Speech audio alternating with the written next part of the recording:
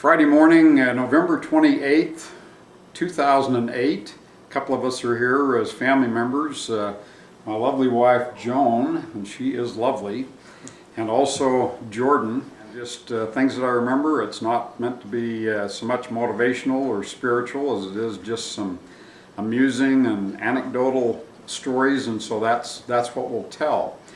The children in our family have quite often laughed when I've referred to some of my neighborhood friends, Johnny Wheat and Eddie Plant.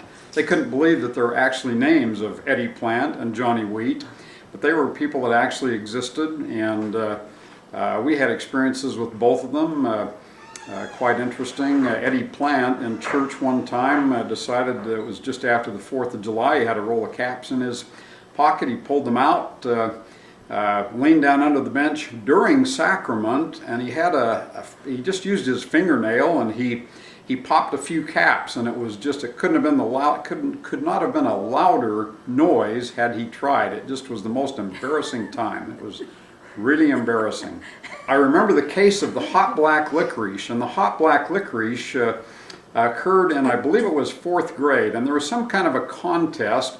I think it was a Be Good contest between the girls and the boys, and of course the boys lost the contest. We each had to chip in 3 cents, and Dale Urian was the oldest and the biggest, and he was the ringleader, and so he went over to the local candy store and bought what would be the equivalent of black licorice red vines. They were the twisted type and then somebody got the bright idea that it would be just perfect if we bit off the ends of the licorice and stuffed them with hot black peppers, and they were hot.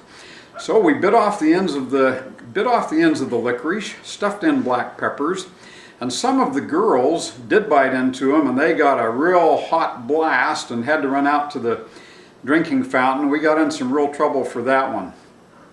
I can recall in the winter, I think it was in 4th or 5th grade, we used to have snowball fights, and one time it was kind of, the snow was melting and we were falling down and people were getting their faces washed.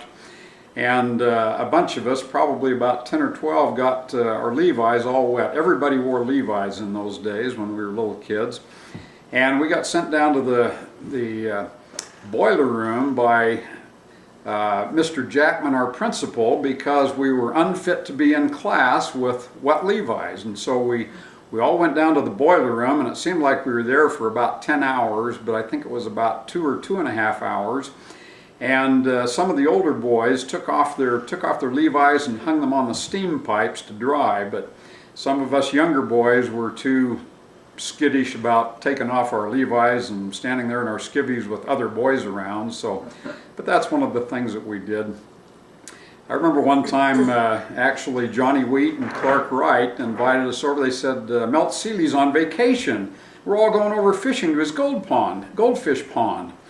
I said, sure, I love fishing, so I got my pole and we got some little pieces of bread that we could feed them, went in there and fished for goldfish. We didn't catch many. We caught 3 or 4, and we just caught them and let them go. But the news got back later to my parents the next Sunday after Milt Seeley got home, and I got in a little bit of trouble without any doubt.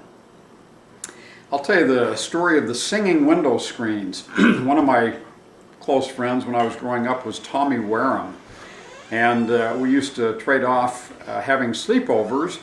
And Tommy and I slept at his house one night in the summer, and we had gotten, I think, a real bright idea from his cousin, his older cousin, that if you took a safety pin, bent it to about a 90-degree angle, hook some thread on it, you could hook that to a screen, and then you could get remotely in some distance from the screen, and you could use a little piece of wet cloth, and you could just rub it on that, and it just made an atrociously loud sound. So we first tried it out on Tommy's father, who was in his office, and Frank Wareham just died recently, went to his viewing about 2 weeks ago.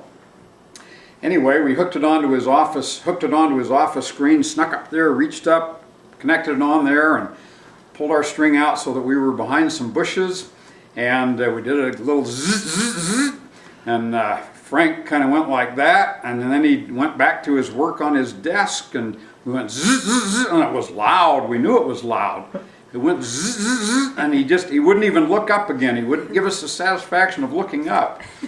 So we decided we saw the light in the bathroom go on, so we hurried and hooked the safety pin on the screen. It was in the summer, of course. Hooked it on the screen in the bathroom, and as we did that, we gave it a real zip. Just zzz, zzz, zzz. We heard a ah, and it was Tommy's older sister Dana. She was about 14 years old. She flew off the seat, pants down, and went flying out of the bathroom and wasn't sure what had happened, but she was sure it was near the end of the world.